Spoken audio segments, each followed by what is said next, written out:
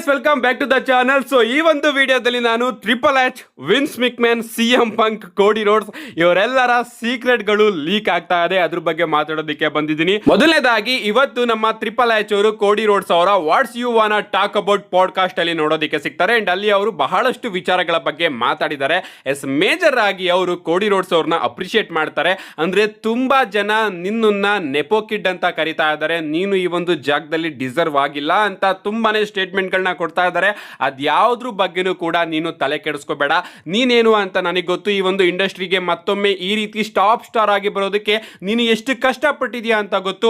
Locker room ಅಲ್ಲಿ ನೋಡಿದ್ರೆ ನಿನ್ನ ಗೊತ್ತಾಗುತ್ತೆ ನೀನು ಎಷ್ಟು ಈ ಒಂದು ಬಿಸ್ನೆಸ್ಗೋಸ್ಕರ ದುಡಿತಿದ್ಯಾ ಅಂತ.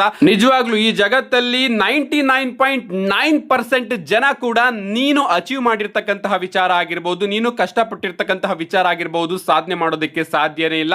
ನಿಜವಾಗ್ಲೂ ನನಗೆ ನಿನ್ನ ಮೇಲೆ ಹೆಮ್ಮೆ ಇದೆ. ಅದರಲ್ಲೂ ಕೂಡ ನಿನ್ನ ತಂದೆಗೆ ನಿನ್ನ ಮೇಲೆ ಹೆಮ್ಮೆ ಆಗುತ್ತೆ.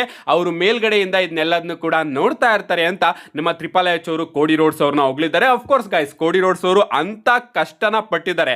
ಅಫ್ಕೋರ್ಸ್ ಕೋಡಿ ರೋಡ್ಸ್ ಅವರ ತಂದೆ ಒಬ್ಬ ಲೆಜೆಂಡು, ಅದರಿಂದ ಅವರಿಗೆ ಈಸಿಯಾಗಿ ಎಲ್ಲ ಸಿಕ್ತು ಅಂತ ನಾವು ಹೇಳೋದಕ್ಕಾಗೋದಿಲ್ಲ. ಯಾಕಂದ್ರೆ ಸ್ಟಾರ್ಟಿಂಗು ಅವರು ಸಫರ್ ಮಾಡಿ ಅದಾದ್ಮೇಲೆ ಬೇರೊಂದು ಕಂಪನಿಗೆ ಹೋಗಿ ಒಂದು ಕಂಪನಿನೇ ಬಿಲ್ಡ್ ಮಾಡಿ ಮತ್ತೊಮ್ಮೆ ತಾನು ಇದ್ದಂತಹ ಕಂಪನಿಗೆ ಬಂದು ತನ್ನ ತಂದೆಯ ಕನಸನ್ನ ಈಡೇರಿಸಿದ್ದಾರೆ.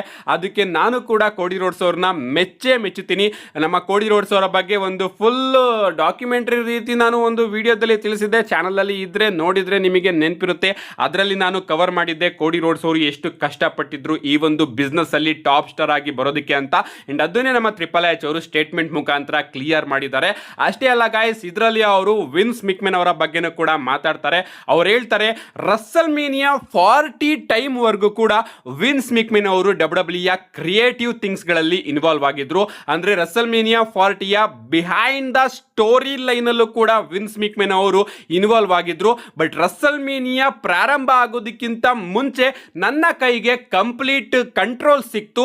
ಅಲ್ಲಿವರೆಗೂ ಕೂಡ ವಿನ್ಸ್ ಮಿಕ್ಮ್ಯಾನ್ ಅವರು WWE ಸ್ಟೋರಿ ಲೈನ್ ಅಲ್ಲಿ ಇನ್ವಾಲ್ವ್ ಆಗಿದ್ರು ಅಂತ ನಮ್ಮ ಟ್ರಿಪಲ್ ಎಚ್ ಅವರೇ ಕ್ಲಿಯರ್ ಆಗಿ ಮೆನ್ಷನ್ ಮಾಡಿದ್ದಾರೆ.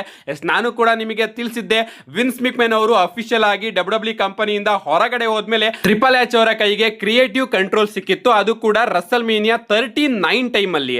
ಅಂಡ್ ಆಗ್ಲೇ ನಮ್ಮ ಟ್ರಿಪಲ್ ಎಚ್ ಅವರು ಥಿಂಕ್ ಮಾಡಿದ್ರು ಕೋಡಿ ರೋಡ್ಸ್ ಅವ್ರನ್ನ ರೋಮನ್ ರೈನ್ಸ್ ಅವರ ಮೇಲೆ ಗೆಲ್ಸೋಣ ರಸಲ್ ಮೇನಿಯಾ 39 ಅಲ್ಲಿ, ಹಿಂಗೆ ಕೋಡಿ ರೋಡ್ಸ್ ಅವರು ತನ್ನ ಸ್ಟೋರಿನ ಫಿನಿಶ್ ಮಾಡ್ಲಿ ಅಂತ. ಬಟ್ ಅದಾದ್ಮೇಲೆ ನಮ್ಮ ವಿನ್ಸ್ ಮಿಕ್ಮ್ಯಾನ್ ಅವರು ಮತ್ತೊಮ್ಮೆ ವಾಪಸ್ ಬರ್ತಾರೆ. ಅಂಡ್ ವಿನ್ಸ್ ಮಿಕ್ಮ್ಯಾನ್ ಅವರ ಚಾಟ್ಗಳು ಕೂಡ ಲೀಕ್ ಆಗಿತ್ತು. ನಾನು ಕೂಡ ಚಾನಲ್ ಅಲ್ಲಿ ತಿಳಿಸಿದ್ದೆ. ನಮ್ಮ ವಿನ್ಸ್ ಮಿಕ್ಮ್ಯಾನ್ ಅವರು ಟ್ರಿಪಲ್ ಎಚ್ ಹಾಗೆ ನಮ್ಮ ನಿಕ್ ಖಾನ್ ಅವ್ರನ್ನ ಕೇಳ್ತಾ ಇರ್ತಾರೆ ರಸಲ್ ಮೇನಿಯಾ ರಿಸಲ್ಟ್ ಏನು, ಯಾರು ಗೆಲ್ತಾರೆ, ಏನ್ ಕತೆ ಅಂತ. ಅದಾದ್ಮೇಲೆ ನಾನು ಮಾತಾಡ್ತೀನಿ ಅಂತ ರಿಸಲ್ಟ್ ನ ನಮ್ಮ ವಿನ್ಸ್ ಮಿಕ್ಮ್ಯಾನ್ ಅವರು ಚೇಂಜ್ ಮಾಡ್ತಾರೆ. ಇಲ್ಲ ಅಂದಿದ್ರೆ ನಮ್ಮ ಟ್ರಿಪಲ್ ಎಚ್ ಅವರ ಕೈಯಲ್ಲೇ ಕಂಪ್ಲೀಟ್ ಕಂಟ್ರೋಲ್ ಇದ್ದಿದ್ರೆ ರಸಲ್ ಮೇನಿಯಾ 39 ಅಲ್ಲೇನೆ ನಮ್ಮ ಟ್ರಿಪಲ್ ಎಚ್ ಅವರು ಕೋಡಿ ರೋಡ್ಸ್ ಅವ್ರನ್ನ ಗೆಲ್ಸೋದಕ್ಕೆ ಪ್ಲಾನ್ ಮಾಡಿದ್ರು. ಬಟ್ ನಮ್ಮ ವಿನ್ಸ್ ಮಿಕ್ಮ್ಯಾನ್ ಅವರು ಆ ಒಂದು ಟೈಮ್ ಅಲ್ಲಿ ಇನ್ವಾಲ್ವ್ ಆಗಿ ರೋಮನ್ ರೈನ್ಸ್ ಅವರು ಕೋಡಿ ರೋಡ್ಸ್ ಅವ್ರನ್ನ ಸೋಲ್ಸೋದಕ್ಕೆ ಅವರು ಇನ್ಫ್ಲೂಯೆನ್ಸ್ ಮಾಡಿದ್ರು ಅಂತಾನೆ ಹೇಳ್ಬೇಕು. ಇವನ್ ರಸಲ್ ಮೇನಿಯಾ 40 ಟೈಮ್ ಅಲ್ಲೂ ಕೂಡ ಹತ್ತತ್ರ ಎಂಡಿಂಗ್ ತನಕನೂ ಕೂಡ ವಿನ್ಸ್ ಮಿಕ್ಮ್ಯಾನ್ ಅವರ ಕೈಯಲ್ಲೇ ಕ್ರಿಯೇಟಿವ್ ಕಂಟ್ರೋಲ್ ಇತ್ತು. ಬಟ್ ಅದಾದ್ಮೇಲೆ ಕಂಪ್ಲೀಟ್ ಆಗಿ ನಮ್ಮ ವಿನ್ಸ್ ಮಿಕ್ಮ್ಯಾನ್ ಅವರು WWE ಇಂದ ಹೊರಗಡೆ ಹೋಗ್ತಾರೆ. ಅಂಡ್ ರಸಲ್ ಮೇನಿಯಾ 40 ಕೂಡ ಮುಗಿಯುತ್ತೆ. ಅಂಡ್ ಅದಾದ್ಮೇಲೆ ರಸಲ್ ಮೇನಿಯಾ 40 ಮುಗಿದ್ಮೇಲೆ ಕಂಪ್ಲೀಟ್ ಆಗಿ ನಮ್ಮ ಟ್ರಿಪಲ್ ಎಚ್ ಅವರ ಕೈಗೆ ಕಂಟ್ರೋಲ್ ಸಿಗುತ್ತೆ. ಅಂಡ್ ಅಲ್ಲಿಂದ ಇಲ್ಲಿವರೆಗೂ WWE ಗತಿ ಹೇಗಿದೆ ನಿಮಗೆ ಗೊತ್ತಿರಬಹುದು. ನನಗನ್ಸೋದು ರಸಲ್ ಮೇನಿಯಾ 40 ಟೈಮ್ ಅಲ್ಲಿ ಅಷ್ಟೊಂದು ಅದ್ಭುತವಾಗಿ WWE ನ ಬುಕ್ ಮಾಡಿದಂತಹ ನಮ್ಮ ಟ್ರಿಪಲ್ ಎಚ್ ಅವರು ಅದಾದ್ಮೇಲೆ ಯಾಕೋ ಸಿಕ್ಕಾಪಟ್ಟೆ ಡೆಲ್ ಆಗಿದಾರಲ್ಲ, ಯಾಕೆ ಏನು ಅಂತ. ಅಂಡ್ ಅದಕ್ಕೆಲ್ಲ ಈಗ ಆನ್ಸರ್ ಸಿಗ್ತಾ ಇದೆ. ಯಾಕಂದ್ರೆ ರಸಲ್ ಮೇನಿಯಾ 40 ಟೈಮ್ ತನಕನೂ ಕೂಡ ವಿನ್ಸ್ ಮಿಕ್ಮ್ಯಾನ್ ಅವರು ಇನ್ಫ್ಲೂಯೆನ್ಸ್ ಮಾಡ್ತಾ ಇದ್ರಂತೆ ಕ್ರಿಯೇಟಿವ್ ಟೀಮ್ ನ ಕ್ರಿಯೇಟಿವ್ ಐಡಿಯಾಸ್ ಗಳಲ್ಲಿ ತನ್ನ ಇನ್ಫ್ಲೂಯೆನ್ಸ್ ಕೂಡ ಕೊಡ್ತಾ ಇದ್ರಂತೆ.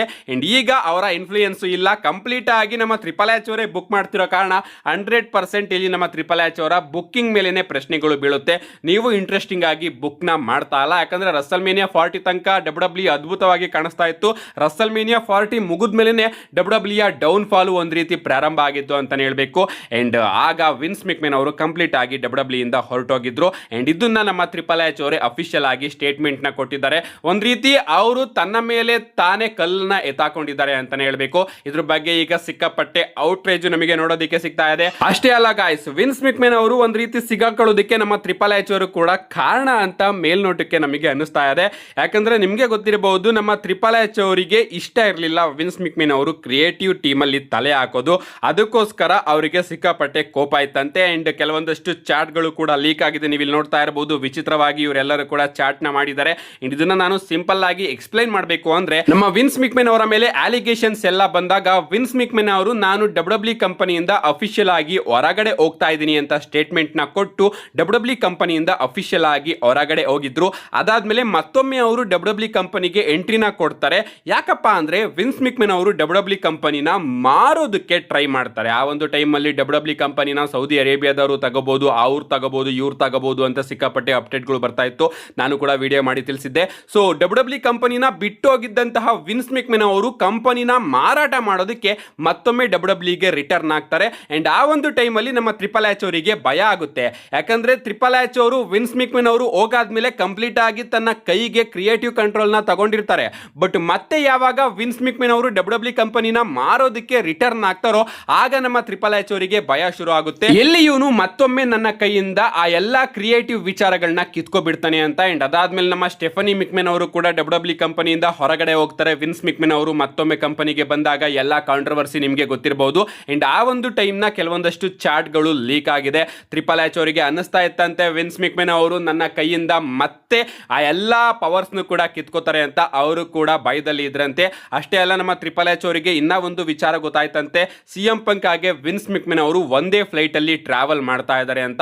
ಇದೆಲ್ಲದೂ ಕೂಡ ಈ ಒಂದು ಚಾಟ್ ಮೆಸೇಜ್ ಅಲ್ಲಿ ಲೀಕ್ ಆಗಿದೆ ಅಂತಾನೆ ಹೇಳ್ಬೇಕು. ಅಂಡ್ ಇದಾದ್ಮೇಲೆ ಫ್ಯಾನ್ಸ್ ಗಳು ಅಸ್ಯೂಮ್ ಮಾಡ್ತಾ ಇರೋದೇನಪ್ಪ ಅಂದ್ರೆ, ಯಾರಿಗ್ ಗೊತ್ತು ಟ್ರಿಪಲ್ ಎಚ್ ಅವರೇ WWE ಕಂಟ್ರೋಲ್ ನ ತಗೊಳ್ಳೋದಕ್ಕೆ ವಿನ್ಸ್ ಮಿಕ್ಮೆನ್ ಅವರು ಮಾಡಿದಂತಹ ಕೆಟ್ಟ ಕೆಟ್ಟ ಕೆಲಸಗಳನ್ನ ಲೀಕ್ ಮಾಡಿರಬಹುದು, ನ್ಯೂಸ್ ಚಾನಲ್ ಗೆ ಸಾಕ್ಷಿಗಳನ್ನ ನಮ್ಮ ಟ್ರಿಪಲ್ ಎಚ್ ಅವರೇ ಕೊಟ್ಟಿರಬಹುದು, ಅವರು WWE ಕಂಟ್ರೋಲ್ ನ ತಗೊಳ್ಳೋದಕ್ಕೆ ಅಂತ ರೂಮರ್ಸ್ ಗಳು ಬರ್ತಾ ಇದೆ. ಅಂಡ್ ಫ್ಯಾನ್ಸ್ ಗಳು ಸ್ಪೆಕ್ಯುಲೇಟ್ ಮಾಡ್ತಾ ಇದ್ದಾರೆ. ಸದ್ಯಕ್ಕೆ ಇಷ್ಟೆಲ್ಲ ಕಾಂಟ್ರವರ್ಸಿಗಳು ನಮಗೆ ನೋಡೋದಕ್ಕೆ ಸಿಗ್ತಾ ಇದೆ. ಏನೇ ಆಗ್ಲಿ ಗೈಸ್, ಇದರಲ್ಲಿ ಒಂದಂತೂ ಕ್ಲಿಯರ್ ಆಗಿದ್ದೇನಪ್ಪಾ ಅಂದ್ರೆ, ರಸಲ್ಮೇನಿಯಾ 40 ತನಕನೂ ಕೂಡ ವಿನ್ಸ್ ಮಿಕ್ಮೆನ್ ಅವರು ಜೊತೆಗಿದ್ರು ಇಲ್ಲದೆ ಇದ್ರು ಕೂಡ WWE ಕ್ರಿಯೇಟಿವ್ ಕಂಟ್ರೋಲ್ ನ ಹೊಂದಿದ್ರು. ರಸಲ್ಮೇನಿಯಾ 40 ಆದ್ಮೇಲೆ ಕಂಪ್ಲೀಟ್ ಆಗಿ ಕ್ರಿಯೇಟಿವ್ ಕಂಟ್ರೋಲ್ ನಮ್ಮ ಟ್ರಿಪಲ್ ಎಚ್ ಅವರಿಗೆ ಸಿಕ್ತು. ನಮ್ಮ ಟ್ರಿಪಲ್ ಎಚ್ ಅವರು ಅನ್ಕೊಂಡಿದ್ದು ಈಗ ಆಯ್ತು. ಬಟ್ ಅದರಿಂದ WWE ಸಿಕ್ಕಾಪಟ್ಟೆ ಡೌನ್ ಫಾಲ್ ಆಗ್ತಾ ಇದೆ. ಇದ್ರ ಬಗ್ಗೆ ನಿಮ್ಮ ಅನಿಸಿಕೆನ ಕಮೆಂಟ್ ಮಾಡಿ. ಇನ್ನೂ ಕೂಡ ನಮ್ಮ ಕೋಡಿ ರೋಡ್ಸ್ ಅವರ ಪಾಡ್ಕಾಸ್ಟ್ ಅಲ್ಲಿ ಟ್ರಿಪಲ್ ಎಚ್ ಅವರು ಏನೇನ್ ಸ್ಟೇಟ್ಮೆಂಟ್ ನ ಕೊಟ್ಟಿದ್ದಾರೆ ಅದನ್ನೆಲ್ಲದನ್ನು ಕೂಡ ತಗೊಂಡು ನಾಳೆ ವಿಡಿಯೋದಲ್ಲಿ ಸಿಗ್ತೀನಿ. See you guys in my next video.